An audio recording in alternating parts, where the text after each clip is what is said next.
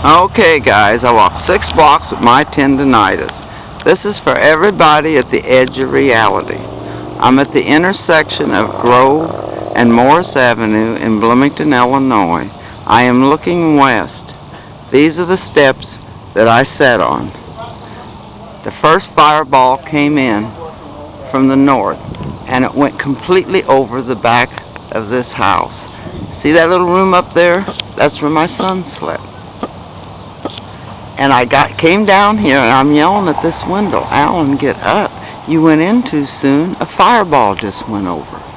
He said, "I'm going to bed. It's gone now." Right then, I looked this way. And way down there at the end of that second block, there was a fireball that was coming toward me. So I turned around and yelled up at him again, and when I came back, the fireball was gone. I stood here a minute. I didn't see anything. I went and sat back down.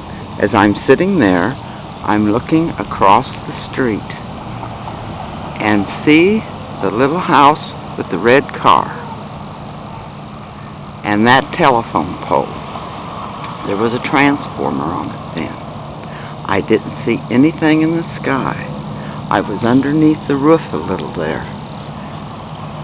And from my view, this is all I could see was like this. I didn't know that anything hit that pole.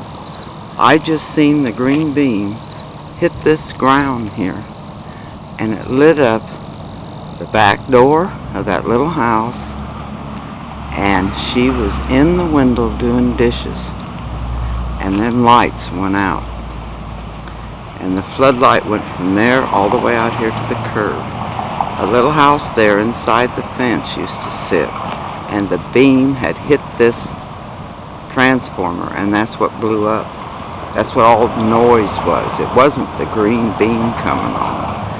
And the green beam extended all the way over into this drive. Now these people had a little outdoor gas light of some kind on a pole. It knocked it out. And every other neighbor around here did not have any lights on. And I was in total blackness. And I decided I got to go down here and see what that thing's coming from. It was right up in there, just sitting there, a big porthole of light. So I started walking down this street. This is where I started feeling weird, like I was in a dream. My mind wasn't right. I didn't feel the sidewalk under my feet. It was like trying to walk and not going anywhere. I knew right then that it was the same thing in my mind that came to me in my room all the time as a teenager.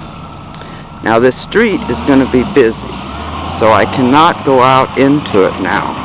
But I went right out there, and I stood, and I looked up at this thing, and the sky was black completely over this house, all the way over here is this house, and all the way up across here. But when I looked back behind me, it was clear. There wasn't nothing behind me. It was just along here and over there and it went across here. And as I stood out there, not one car came along. And down this street is a nightclub. Not one car came, especially at midnight. They would have been closing. This is where I stood, and the vibration started after I looked in it. Now the green beam, see, I wasn't in it. It shot off way over there. So I was nowhere near it. Even when I went out in the street, I wasn't near it. But as it came across under the underhang, I could see that gray, and the surface had knobs protruding.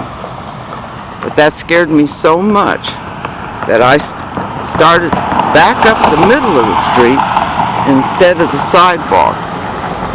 I got closer to that curb over here, and I was walking about this distance from this curb, and don't think I didn't keep my eyes on it. I walked just like this, and I kept looking down at the green beam going along it. This is where it ended. And about right here, I turned back around, and I looked up. It was still there, so I kept on walking. And I walked till I got almost back up here where the little lamp was. I forgot to mention, the corn was all back there along where you see those trees that it was sucking up. I mean, it had to go a long ways, that corn, to reach up there. And when I got here and was almost up here to my house, I turned around again.